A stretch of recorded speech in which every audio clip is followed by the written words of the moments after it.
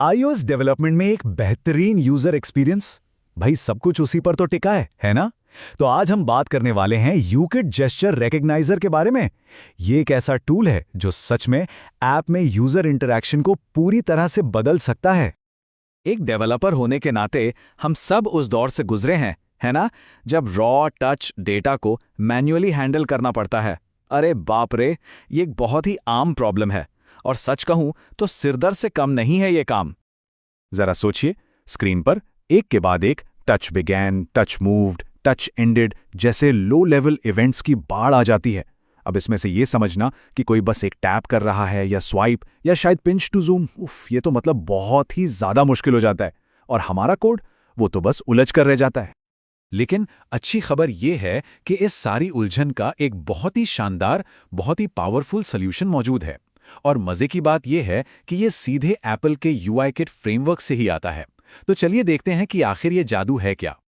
तो सवाल ये है कि ये जेस्चर रिकग्नाइजर आखिर है क्या भला? देखिए, सीधे सीधे कहें तो ये एक स्मार्ट ऑब्जेक्ट है। बस इसे अपने व्यू के साथ जोड़ दीजिए और फिर सारा मुश्किल काम, मतलब जेस्चर को पहचानने का काम, ये खुद ही कर लेगा। वो जो लो लेवल टच इवेंट्स का सिरदर्द का ना, भूल जाइए उसे।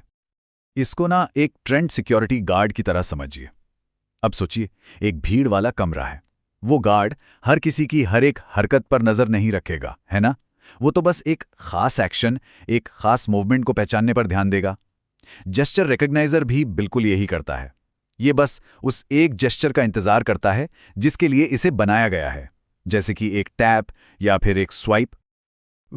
थ्योरी में तो ये सब बहुत अच्छा लगता है, लेकिन सवाल ये है कि असल में इसे इस्तेमाल करना कितना आसान है।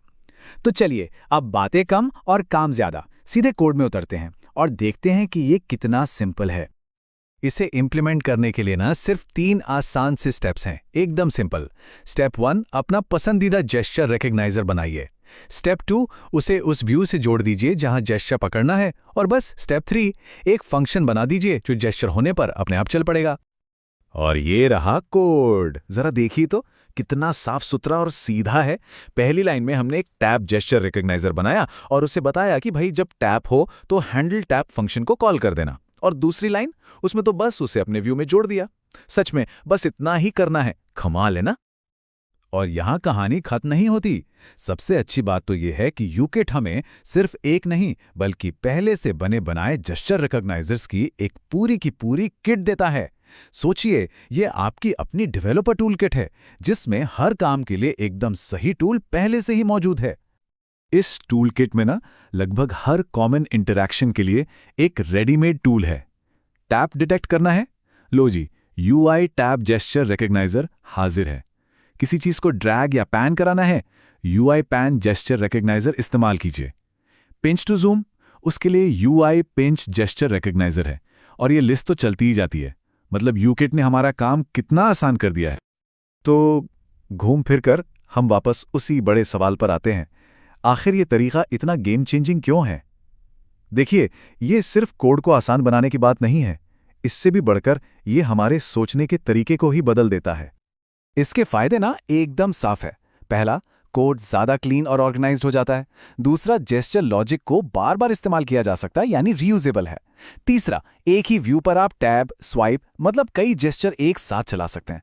और सबसे बड़ी बात, ये सब कुछ UIKit के इवेंट सिस्टम के साथ एकदम मक्खन की तरह काम करता है। तो कुल मिलाकर जो सबसे जरूरी बात है वो ये है कि जेस्चर रिकग्नाइजर टच हैंडलिंग के पूरे कॉन्सेप्ट को ही सिंपल बना देते हैं। वो सारी कॉम्प्लेक्सिटी को अपने अंदर छिपा लेते हैं ताकि हम सिर्फ उस चीज पर फोकस कर सकें जो सबसे ज्यादा मायने रखती है, और वो है एक शानदार यूजर एक्सपीरियंस बनाना। तो अब जब ये पावरफुल टूल किट हाथ में है तो सवाल ये उठता है कि सबसे पहला शानदार इंटरैक्शन कौन सा बनाया जाए। जरा सोचिए, वो कौन सा नया जेस्चर होगा जो यूजर्स के चेहरे पर मुस्कान ले आएगा?